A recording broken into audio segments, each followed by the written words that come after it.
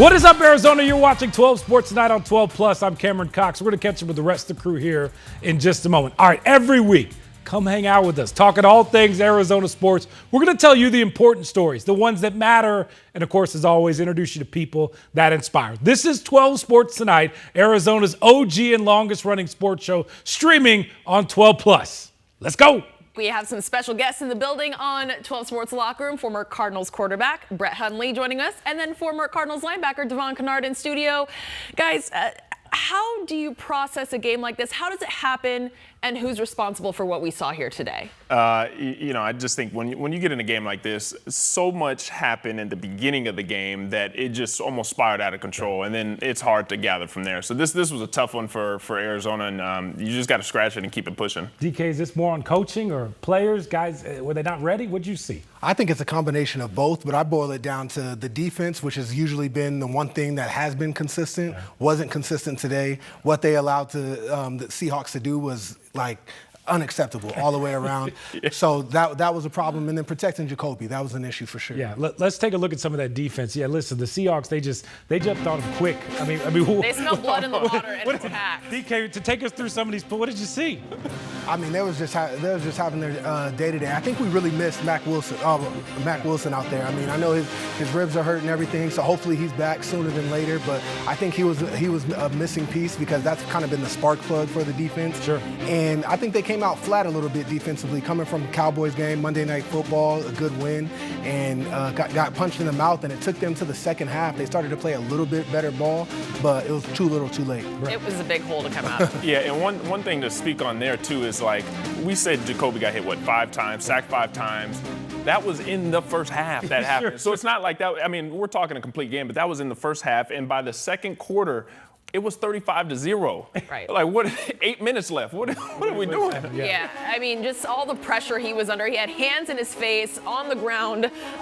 Brett, how do you make decisions to take the sack? Is he not getting the ball out quick enough, or was Seattle just too much? And honestly, this one is sometimes a little bit hard, as we can see here. I mean, you're talking the pressure collapsing, but sometimes too, it might not be just on the offensive line. This is a quarterback-driven league, so sometimes it might be on Jacoby to actually get us in the right play or make the checks or make the hot throws because they were sending some exotic pressures. But at the same time, this line was, I mean, they were getting to Jacoby quick and fast. And, man, he was taking some beats. He's going to feel it tomorrow morning. DK, as a former defensive line, when things are rolling like that, is there just no go? And we call that party in the backfield.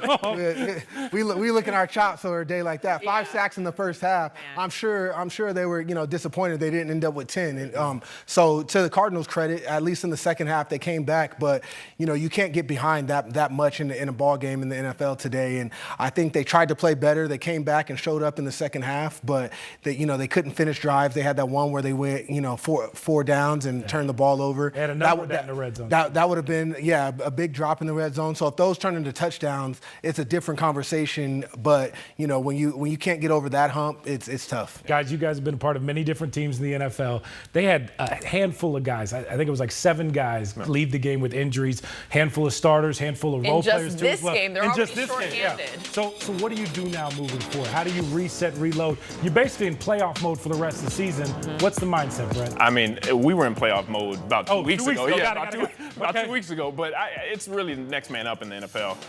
But it is hard. I mean, when you're losing key players, you're talking first rounder. Kyler, we got a bunch of guys who are out, and so it's really you have to come together as a team, and it's almost a team-driven thing where, look, the next man's up. I'm counting on you to make sure you're getting your job done. And DK, they could see some other guys come, in. They're probably going to need some guys on defense. You've liked what you've seen for their defense this year, but it's going to be tough with guys in and out of the lineup. Yeah, with the guys coming into the lineup that haven't been starters, and some, especially up front. Mac Wilson's out. A couple of D tackles are out, so that's going to be a huge problem. I would say the biggest thing is make sure that the opposing offense knows it's not Burger King. You can't just have it your way. Right. So they got to stop the run first, and they're going to get tried because with your middle linebacker out of the game, with your D tackles gone, now it's a position where teams are going to try to just run it down your throat to start. Hey, can they even stop the run, and then build off from there? So set the foundation where we're going to still stop the run, even with the guys we have have in, and then from there you can build off of that and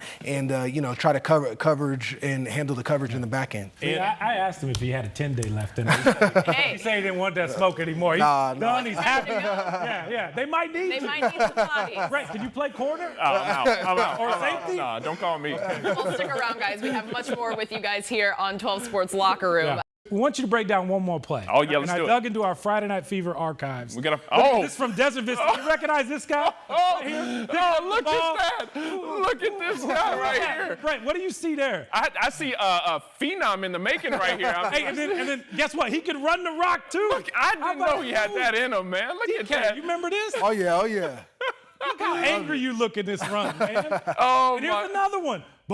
Look at the hard steps. Hey, I need to show this all my old teammates so they know I used to run the rock. It's crazy how some defensive ends can linebackers be running backs back in the day. He still has some time in him. DK, real quick. So Brett broke down that. Can you help us with one play yourself as well? What about these moves? Who is this quarterback? Look at Brett. Taking off. Holding it down.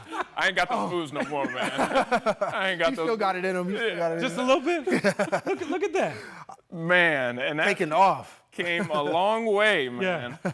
That's what you call skates right there. Yeah. Fond memories of your high school days? Oh, yeah, absolutely, man. DK, absolutely. It's great that you're still in the community. What you got going on these days? I have my own lending company here in Arizona, fix and flip and developers. So been doing that for the last few years, focused on that, watching the Cards play, and, man, just rocking and rolling. Two local legends here in studio. Brett Hundley from Chandler High School, Devon Kennard, Desert Vista High School. How cool is that, Lena?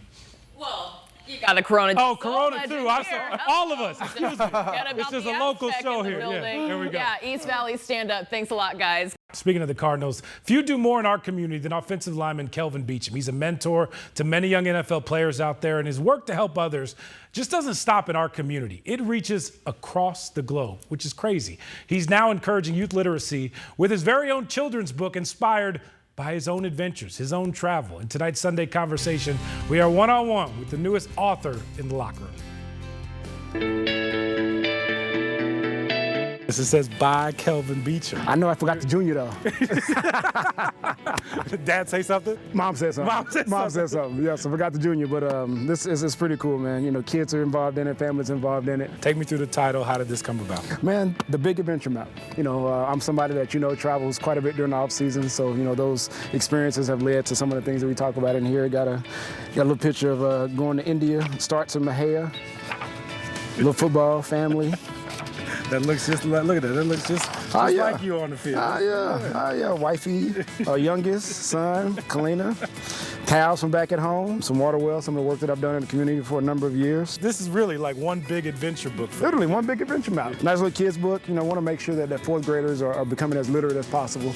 I've done a lot of work around science, technology, engineering, arts, and math, and this is really embodying all of that. So when did the idea for a kids book come about? Like, is it always something you kind of wanted to do? The thing is people have toured around with, just a book. Just do a book, Kelvin. Just do a book. And I'm got stories, right? I got stories. But, I think the kids book for me was just an easy way. I'm not getting paid for it. All of the proceeds are going to a nonprofit, so it felt just right on brand and right on line with where I was. The proceeds go to, Donor Shoes. So I worked with them for a number of years. I've won on my cleats, when we've done my cause, my cleats, through the years. So for me, it's just really being able to find another way to give back to the community. I wrote the concept. The illustrators did a lot of the illustration. I'm not I love art, but I'm not a illustrator. I'm not an animator. Yeah, so when you told your kids you were writing a kid's book, what was their reaction? They didn't know until they got the book. And when they got the book, they took it outside, put it on the table outside, and went and played. Like, just dropped the book off. Like, it's like not that big of a deal, Yeah, they don't take it to school and be like, hey, Dad's an author, everybody's got to read this? The thing is, when I saw it face down outside, I knew that nobody was caring for it, so I took it back and put it in my office and made sure that it was protected. So I only got one copy right now. Wait, this is my only. This is the only copy. This is my only copy right now. So I'm taking it and making sure it's not getting messed up, not getting wet. Yeah. It's integration. How do you do these things, and family goes along with you as you're going through this ride, this journey. As a parent, how cool is that, been? Because I know growing up, your dad, took you under your wing, took you to the shop and all the above. You're not obviously working in the shop now, but you take your kids to a lot too. As often as I can. It's like, how how do I find a way to integrate what I'm doing? How do I find a way to integrate into what they're doing? Yeah. So we're just doing life together. Your favorite part in the book is what? Page 24. You mind reading it to us? Yeah. Kelvin had always loved art. Inside the galleries, he saw colorful paintings, giant sculptures, and beautiful landscapes made in every style you can imagine. Artists spoke about their ideas and passions. Kids ran through the halls, asking questions and creating their own sketches.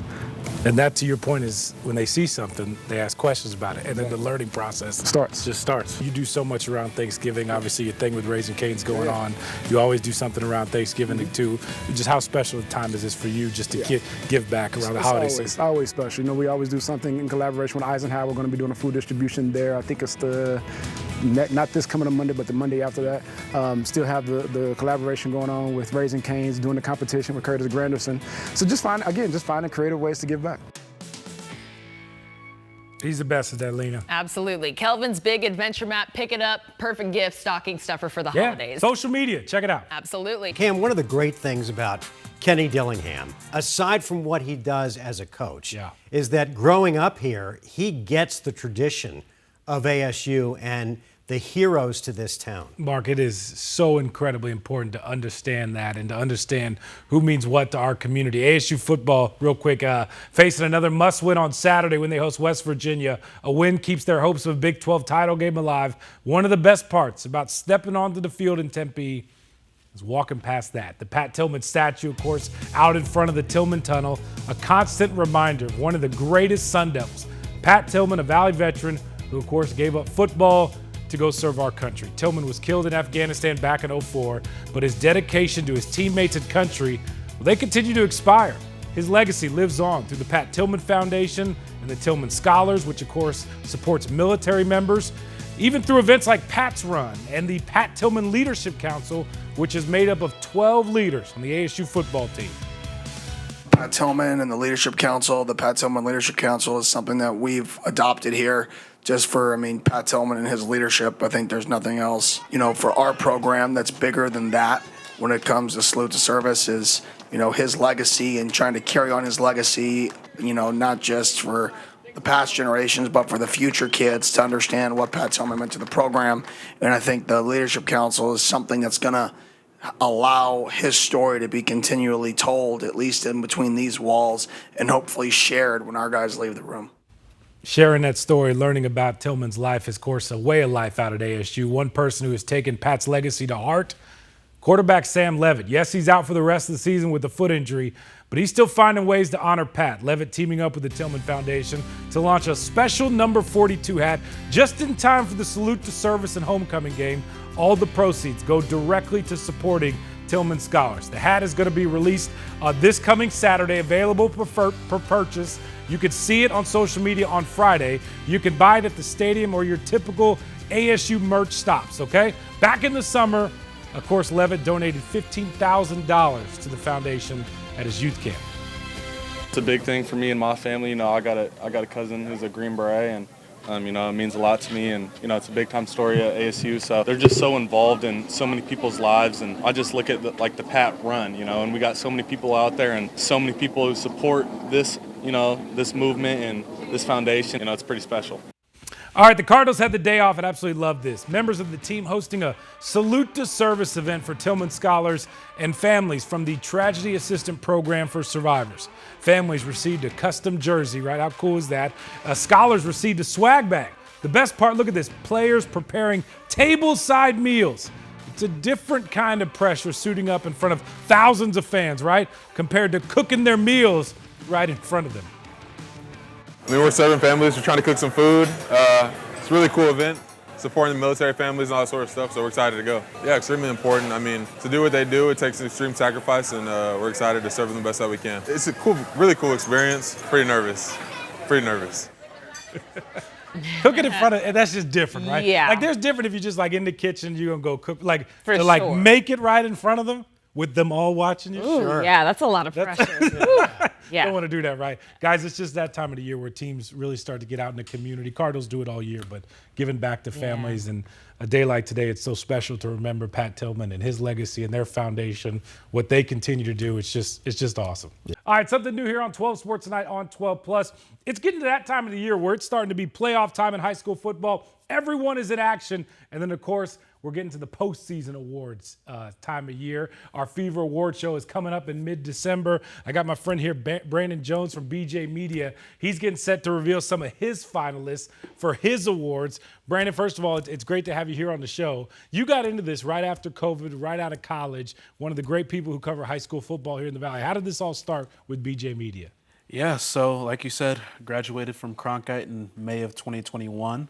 I learned a lot about sports videography during my time there, as well as actually spending sophomore, junior, and senior year as a sports reporter. Dang. So really got a good background of all aspects of sports journalism between running socials, videography, photography, and the writing portion of it. And when I graduated, I still wasn't sure which avenue I wanted to go down. I had applied for a lot of writing jobs. I got a couple offers that I didn't really like, and I ended up going with a part-time offer with iHeartRadio as a sports writer for one of their sports network shows. And obviously, only doing that part-time, working 3 shifts a week, I had to figure out something else to fill my time with. And actually, my younger brother Donovan was like, you know, you did all this videography stuff while you were in college between the class I took, between ASU, Phoenix Rising, and a couple other internships I did. He was like, why don't you just go start shooting high school sports? I was like, that sounds easier said than done. But I was like, you know what? I was like, that might be a good idea. So I reached out to Seth Polanski, kind of explained what I was trying to do. Very grateful that he credentialed me right off the bat, and kind of just hit the ground running from there. Started off part-time for the 2021 season, the 2022 season, and then in early 2023, I stepped away from iHeartRadio and started doing BJ Media full-time, and it's really been a blessing. Yeah, I see your crews out there all the time on Friday night. You guys do a terrific job spotlighting so many different athletes in so many different schools all across the Valley. It's pretty cool to see. And what you do, which I love too as well, you know, we've done this for, 36 years on the Fever, a Fever Award show at the end of the year, make our all Fever team. We got an Offensive Player of the Year, Coach of the Year, Defensive Player too as well. You got your own awards that you hand out at the end of the year, right? Yeah, so it's a laundry list of awards. Yeah, we got a lot of them. Started year one, I think it was like, I want to say about 10 awards, and then in 2023 expanded to add flag football, and that is really when the number of awards started to stockpile, went up to 25 last year. That's crazy. And then, 20, I think it was 20 in 2023 and then 25 last year. Yeah. And now this year we are at 30 as flag football's in its 3rd year with 96 teams. Tackle football, this is our 5th year covering tackle football. We actually expanded our coverage into Southern Arizona in 2024 and have really hit the ground running with that as well. And yeah, it's really been a blessing to have this award show every year and the support from the community to make it happen. Yeah, we are blessed to have you here in studio and help you announce some of the finalists. So enough yappity yap. We're going to roll through these, all 30 of them right here on 12 Sports Tonight on 12+. So let's kick it off, Brandon. Just going to have you go through them. I might weigh in with some opinions here and there. We're just going to start going through. What's the first award? All right. Let's start with the big ones. Right off the bat with the Offensive Player of the Year award. Last year, this was an award won by Desmond Roebuck, who is now starting for the Washington Huskies. So it's safe to say if you win this award, you're a pretty good football player. Sure, yeah. First up, we have Roy Oliver of Hamilton, their sophomore wide receiver. Will Menzel of Chandler, their junior quarterback. Damari Bryant of Millennium, their junior running back. Jack Scully of Hamilton, their sophomore quarterback. Blake Roscoff of Desert Edge, their junior quarterback. Darrell Little of Thunderbird, their sophomore wide receiver. And Donovan Dixon, the lone senior of this group, the Cactus Shadows quarterback, are our finalists for the Offensive Player of the Year award. With Defensive Player of the Year, we have Derek LeBlanc from Hamilton, their junior defensive end. Hudson Dunn of Liberty, their senior outside linebacker. Zeth Angel Thus, the senior strong safety from Liberty. Antonio Parra, the senior strong safety from Desert Edge. Cooper Cross, the senior linebacker from Buena. We have Dante Bruley, outside linebacker for Basha. And Michael Davis, junior DB for Desert Edge, and last and certainly not least, Van Merkley, senior linebacker from Combs. Hudson Dunn, our reigning Friday Night Fever Defensive Player of the Year. And reigning BJ Media Awards Defensive Player of the Year. So we'll see if he goes back-to-back. It hasn't been done yet. There we go. Special Teams Player of the Year. Bash's kicker, Mikey Barth, I believe he's a junior, is a finalist. Robert Bell, Cactus's kick returner. Braden Baker, Chaparral kicker. Evan Romero from Mesa. We have Francisco Orduno from Mountain Point. We have Jonathan Guy, Gilbert's kick returner. We have Mikey Cruz, Shadow Ridge's kick returner, punt returner. Palmer Podwicka from Horizon. We got Riley Carson. He is the kick returner, punt returner, kicker, and punter at Micah Mountain. And then to close it out, we have Ryder Noche of Brophy Prep. A lot of great awards to get to. Here's the rest of the finalists for tackle football.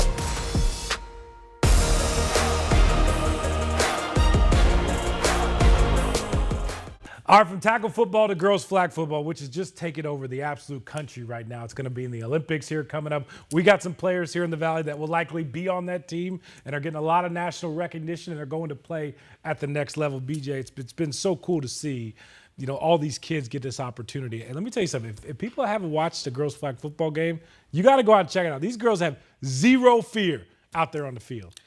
A great time to check out flag football for the first time will be November 22nd. When we have a quadruple header of state championship games. Doesn't get any better than that, right? Does not. All right, so BJ, let's go through some of the big awards for girls flag football. What you got up first? Offensive Player of the Year. We have Alexis Ely from Highland, Becky Currents, O'Connor wide receiver, Emma Fishback from Mountain View Mesa, Amani Campbell of Xavier Prep, Isabella Garcia, the lone freshman or one of two freshmen on this list, Gianna Bogan of Campo Verde, Kayla Tacker, someone we're used to seeing in these awards all the time, Malaysia Roebuck of Marana, Markiah Riley of Hamilton, Marley Phillips of Hamilton. You're not going to believe this when I say it. She has thrown for 91 touchdowns and 4 interceptions. And then the final Offensive Player of the Year finalist is Tierra Metcalf of Mountain View. How about Defensive Player of the Year, Brandon? Defensive Player of the Year, we got some more video game-like numbers. Alyssa Valencia, Marana's rusher. Ava Clean of Red Mountain. Cadence McCandless, Red Mountain's linebacker. This is her third time. Caroline Workman, Desert Mountain's DB. Demi Woods, Hamilton's rusher. You're going to hear Hamilton's name a lot. Isa 80 of Xavier Prep. Kayla Tacker once again. She's the 2-time reigning Defensive Player of the Year, so we'll see if somebody gets her this year. Kylie Riggs of Highland. Maggie McNeely up north in Prescott. Mariah Rellis of Corona del Sol. And then our final two, Peyton Davis, Campo Verde rusher, and Stella Hulse from Chaparral. So those are your offensive and defensive nominees for Player of the Year. Here are the rest of the nominees and the finalists for the BJ Media Awards for girls flag football.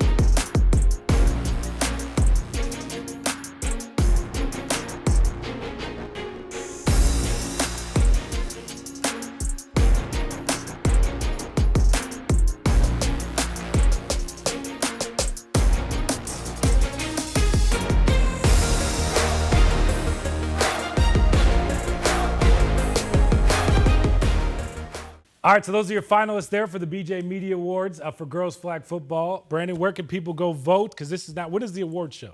The awards show, still working on locking in the venue, but it will be the Wednesday after the state championships, more than likely from 6 to 7:30 or 8 p.m. That's right. And so people have until now and then to vote. How's the voting work? Yeah, so there's going to be 3 portions of the vote. So there's going to be 25% fan vote, which I'll have a Google form that I pinned to my Twitter account at BJ Media 1. And then there will be a coaches committee that will also count for 25% of the vote. They'll vote for their players. Obviously, coaches on the committee that are voting on us or that get sent a ballot, if their player is on a certain award, their vote will not count. Yeah. And then for the media, for the final portion, it'll be 12, possibly 13 or 14 different media members that will be counting for 50% of the vote. Yeah, so everybody get out there and vote. Make sure you check out what he has pinned to his social media account. BJ, just when you think about this year in high school football, what comes to mind as we wrap this up? It's been one of those years, right? It's really been one of those years. Sure. In 6A, I think there's definitely a clear set of tiers between teams. Some teams have been extremely dominant. In 4A, it's been absolute chaos.